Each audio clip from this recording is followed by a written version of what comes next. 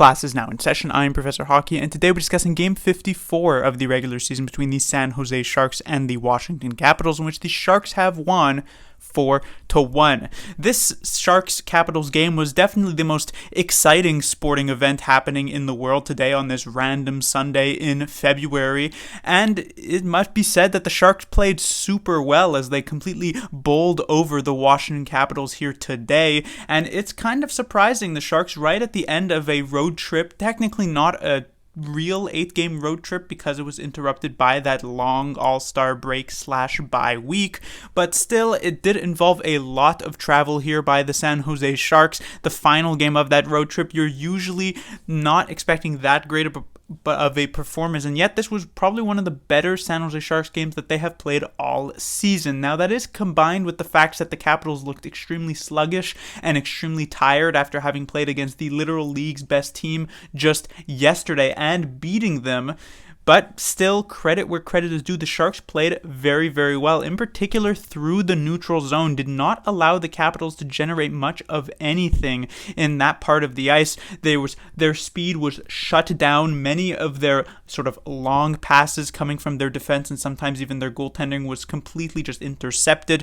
Very good gap control. And so there just wasn't really much generated past the first period from a Washington Capitals perspective. And so the Sharks were kind of able to waltz to their victory here tonight, and this one started off pretty early on in the first period with an Evgeny Svechnikov goal, his 5th of the season. Pretty surprising first goal scorer, and unlike the previous game against the Florida Panthers where the Sharks did score the first goal and then ended up losing 4-1, they score the first goal and then still end up managing to hold on to that lead. In the second period, it is Barabanov who extends it on the power play with his 9th of the season and a goal in a second straight game.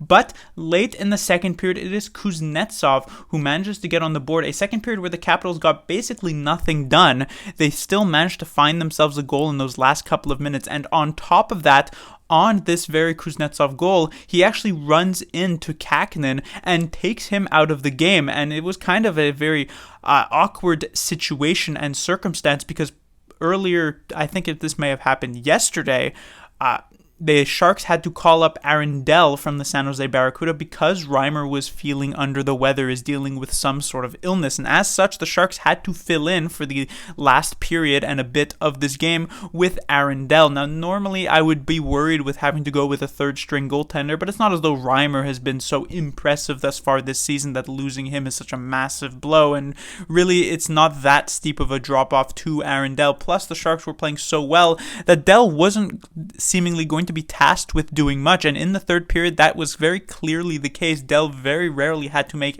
much of a save at all, and the saves he did have to make were not particularly difficult, and so the Sharks would eventually add on to their lead with a 3-1 goal from Erik Karlsson, his 18th goal of the season and his 73rd point of the year with this 3-point night here, or 3-point day, I guess I should say. And then eventually it is Hertl who finally breaks out of his slump, if you can call it this breaking out, considering it was just an empty net goal, but maybe this will lead to something more, as like I said, the Sharks clean up a pretty easy and pretty solid 4-1 win against a team fighting for a playoff spot as we move down the stretch into the last couple of months of this season.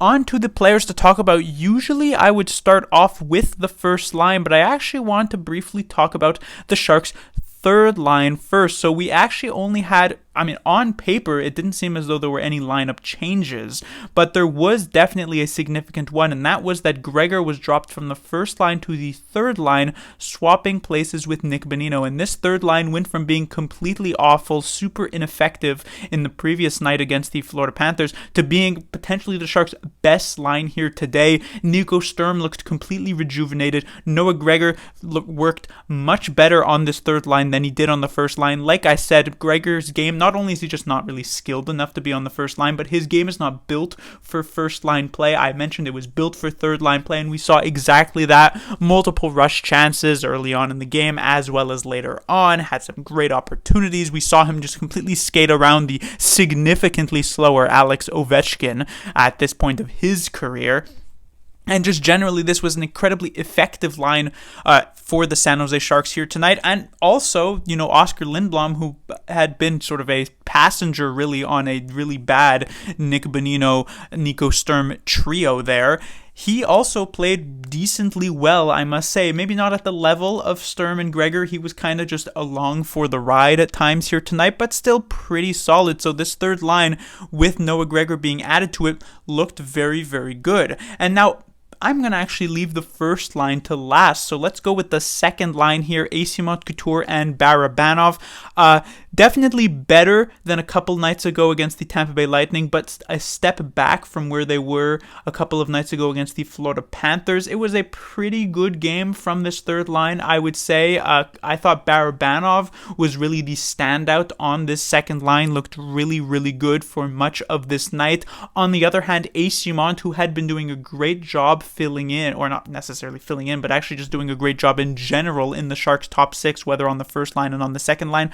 A bit of an off night here tonight for sure. Didn't necessarily notice him a ton, and Couture played rather well, so a solid night for the second line, pretty good and certainly enough to win games. And also then when it comes to the fourth line of Svechnikov, Lorentz, and Gadjevich, these three players actually played rather well. It was only a couple of days ago against Florida where they were barely even worth a mention because they had done pretty much nothing. Here tonight though, there were actually multiple chances. Not only did Svechnikov actually score a goal in this game, which is more than you can ask from most team's fourth lines, but they actually generated some decent opportunities. Lorentz, who has been really not bad per se, but invisible for these last few weeks, not just last couple of games, he finally had a nice little performance here tonight. So generally, it was an incredible night for the third line, a very good night for the fourth line, a solid night for the second line. Now, where does that leave us with the first line? Well, while Gregor being swapped from the first line to the third line was a massive move for both Gregor and that third line, Bonino being swapped from the third line to the first line was a pretty lateral and actually kind of downwards move for this first line. Bonino, he's just not good enough, just as Gregor was, but Bonino, at the very least, Gregor had some offensive talent. Nick Bonino, he's okay-ish offensively in spurts, but this was clearly not one of those spurts. It makes you think, like, if only the Sharks had like a 25-point player that was just waiting in the wings right now in the press box, not playing games, that they could put onto this first line instead of Nick Bonino, they might actually be able to run a solid four-line unit. But unfortunately, the Sharks just don't seem to have that type of player on their roster currently, so they have to go with Nick Bonino here on this first line. Oh well, really. But when it came here tonight, Meier and Hertl both had individual plays. I will say that they were carrying the puck and trying to make something happen, but there really wasn't much cohesion here, not even between Hertl and Meier. That's not even talking about Nick Bonino, who did very, very pretty much nothing in this game. So this was probably one of the weaker, if not weakest, lines for the San Jose Sharks, of course, relative to their expected performance. So that was certainly something. On the defensive side of things, like I said, this was one of the best defensive games from the San Jose Sharks this entire season. So certainly a lot of positives to talk about there. Erik Karlsson looked very, very good. On the offensive side of things, there were, I would say, a couple of steps forward from where he has been these past couple of games, where he seems to be getting a bit more involved and a bit more comfortable with his new defensive partner, Scott Harrington. He's not quite yet there, though. 3 points anyway is still incredibly impressive. I mean, you can't necessarily hope for that much more than that. It's just that the 3 points are very much, the goal was a floating shot. The pass on the Svechnikov one was a secondary assist that wasn't necessarily directly linked to the actual goal. And then, of course, the third point was on the Barabanov power play goal. So at even strength, it was a very, very good game from Erik Karlsson on both sides of the ice. And we're seeing those steps forward to hopefully really becoming that strong offensive, really apparent type of guy like we saw when he was with Jacob Megna. There's clearly some chemistry brewing here already. When it comes to the other two defensive pairings here tonight, Vlasic and Benning, I would say, struggled a bit in that first period. This was probably the weakest period for the San Jose Sharks this game. But then as it went on in the second and third period, they certainly got on the trend of the other two defensive pairings and played very, very well. And, of course, to mention that third pairing, a solid game for them on top of that. When it comes to the goaltenders, we saw Kähkönen get yet another start. Obviously, that's due to the fact that Reimer was sick here for tonight's game, so you're not necessarily going to start Arundel, especially with how well Kähkönen has been playing, and he played very well to start this game, only let in that one goal to Kuznetsov, and it was not a weak goal. It was a pretty nice play from Kuznetsov, but at the same time, it was also a play that knocked Kähkönen out of the game, and he seemed okay. He actually played a bit of hockey after he got injured while Dell was actually getting ready. They just sort of continued the game, and so Kähkönen had to play a few more seconds before being forcibly taken out between the pipes. Is there a concussion here? It's very possible. So for all we know, he could be out like the rest of the season, but it's also rather likely that he could be back just for the very next game in a couple of days. So who's to say? And if Kähkönen is indeed out long term, I imagine Reimer should be back very soon, since it's only an under the weather situation and not an actual injury situation. But if they have to ride with Arundel, obviously, it's not optimal, but like I mentioned earlier, it's not that much of a steep fall off compared to how Kähkönen and Dell had been playing or how Kähkönen and Reimer had been playing for much of this season.